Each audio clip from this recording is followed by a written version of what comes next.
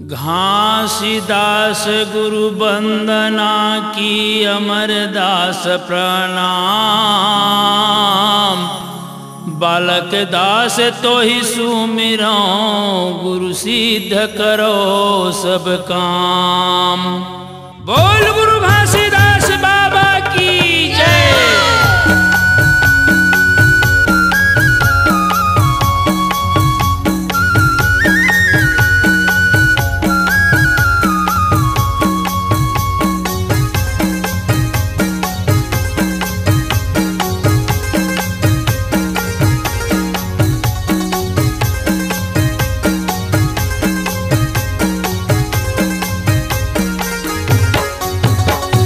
जल दिया बे बाबा डोंगरी के तिरमा, तह जल दिया बे गुरु डोंगरी के तिरमा। सब संतन तोर बैठे हावे,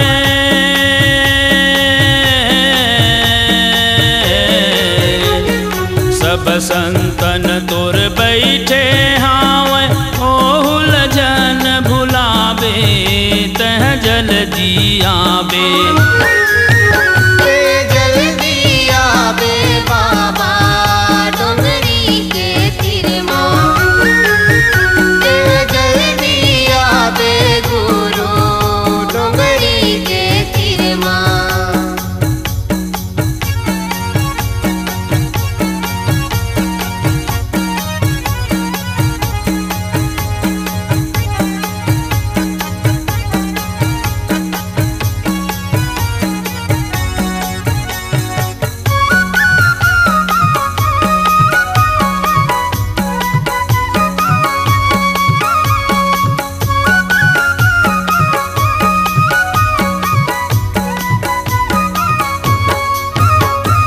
पहली सुमिरो सतपुरस दूसरे में घासीदास। तोर चरण के अमृत पाए बर लगे है मन के आस। तोर चरण के अमृत पाए बर लगे है मन के आस। तीजे सुमिरो अमर गुरु लाया बे घोड़ा सवारी। दिन दुखिया की दुख दूर करके काटबे तन की बीमारी। दिन दुखिया के दुख दूर करके काटबे तन के बीमारी। कब दर्शन देबे हो,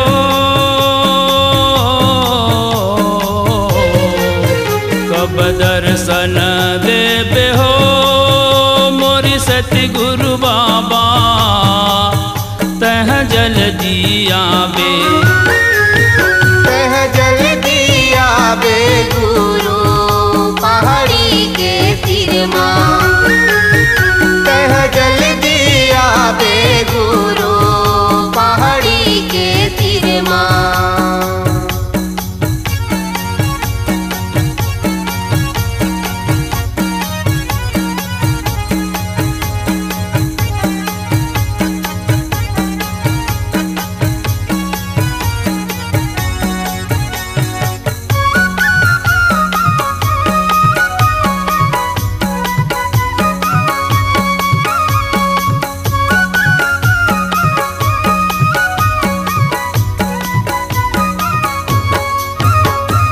चौथे सुमिरो बालक गुरु लाया बे हाथी चढ़ के।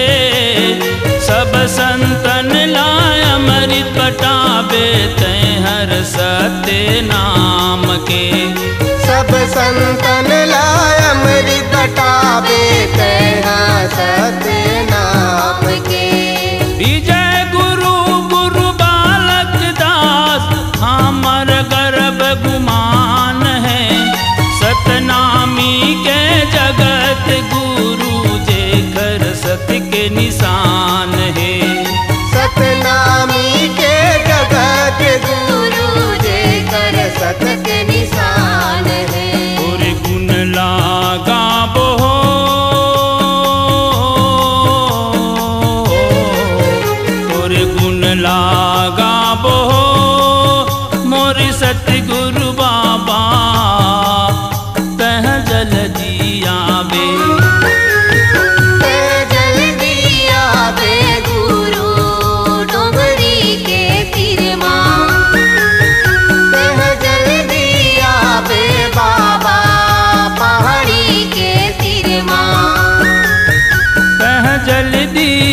बे गुरु पहाड़ी के तिरमा तह जल्दी आवे बाबा वही गिरौदपुरी माँ सब संतन तोर बैठे हावे